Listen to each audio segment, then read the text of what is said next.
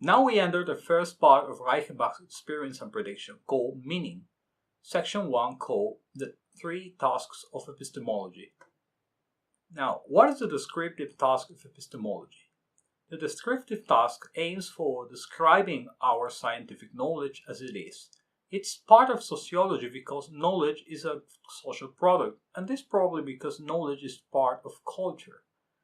Nevertheless, what interests to the epistemologists isn't the external connection between knowledge and other ideas or aspects of social experiences or facts, but its internal structural properties. But what is this difference between the external and internal structure of knowledge? The internal structure deals with the content of knowledge, i.e., logical properties of knowledge and its semantics. The external structure deals with the connection between knowledge and what might be some social or psychological entities related to it, like cultures, ideologies, or laws in the society where knowledge is produced, and also the convictions, interests, and mental state of the scientist who proposes that piece of knowledge. Now, what's a rational reconstruction, and how does it establish a difference between epistemology and psychology? Well, a rational reconstruction is a presentation of our knowledge in a logical form, disregarding any consideration of the form and context in which that knowledge was presented or obtained. That's exactly what epistemology does in the descriptive task, because instead of presenting the psychological processes that occur in the brain of a scientist while he is thinking a theory, we present a logical substitute of it. Those psychological processes would be more interesting for psychology. Now, what's the difference between the context of discovery and the context of justification of knowledge? Well, Reichenbach points a distinction between the form in which a scientist communicates some thinking processes and the form in which these processes are subjectively performed. The former is very close to a rational reconstruction, and it's of great interest to epistemology, for it deals with the context of justification of knowledge. But there are several ways to reach an idea, and these several ways can manifest themselves in the context of discovery of knowledge. This context is almost of no interest to epistemology because an idea is accepted in science not because of how it was discovered, but because of how it is justified. Now, what's the critical task of epistemology? The critical task aims for evaluating the validity or acceptability of scientific knowledge. Now, the rational reconstruction carried out in the descriptive task may help us spotting some chains of thoughts that aren't justifiable, which is precisely one of the things that we have to do in the critical task. What are volitional decisions, and why are they important for science? Not everything in science can be regarded as having a truth or validity character. Some are volitional decisions which are neither true nor false, although they may be appropriate or not. The descriptive task also has to present those decisions. In some cases, we have to choose between two possible decisions that, at the end of the day, present equivalent conceptions. That's the case of measure units like the metric system versus the English system. In this case, we are just making a convention, since whatever we can say with the metric system, we can also say with the English system, although arguably more messily. But in some cases, we face volitional bifurcations, for choosing an alternative over another leads to divergent systems.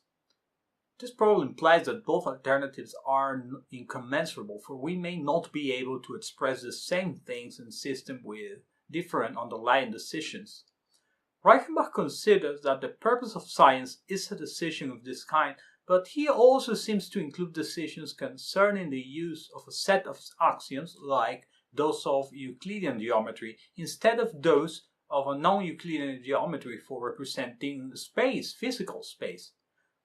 Well, here is where I don't quite understand what Reichenbach says, because it seems to be a matter of truth or falsity where some actions describe a reality or not. And I hope this is clarified later in the book. What's the difference between an object fact and a logical fact?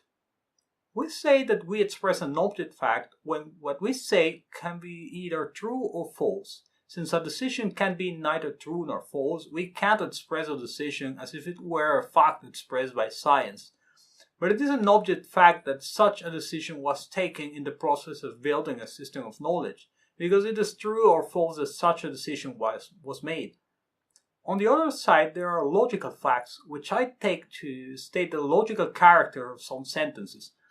Now, consider the imperative sentence, use Euclidean geometry.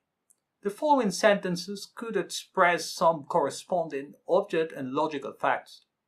An object fact would be, the sentence, use Euclidean geometry, is a decision made by Newtonian physics. The logical fact would be, the sentence, use Euclidean geometry, is not a statement or a proposition, but a decision. But now consider the declarative sentence, the Earth rotates around the Sun. The following sentences would express the corresponding object and logical facts. The object fact would be, the sentence, the Earth rotates around the Sun, is a statement accepted by astronomy. The logical fact would be, the sentence, the Earth rotates around the Sun, is not a decision, but a statement or proposition. So, since the Earth rotates around the Sun can be true or false, the logical fact states that this sentence is a proposition or a statement. And since this is the case, the sentence, the Earth rotates the Sun, expresses itself an object fact, the fact that the Earth rotates the Sun. Now, to be completely honest, I'm not quite sure that I got these concepts right. So if you have a better understanding of them, please share it in the comments. Now, what is this last advisory task? In the advisory task, the epistemologist suggests proposals concerning decisions necessary for science, especially those evaluated as necessary in the critical task.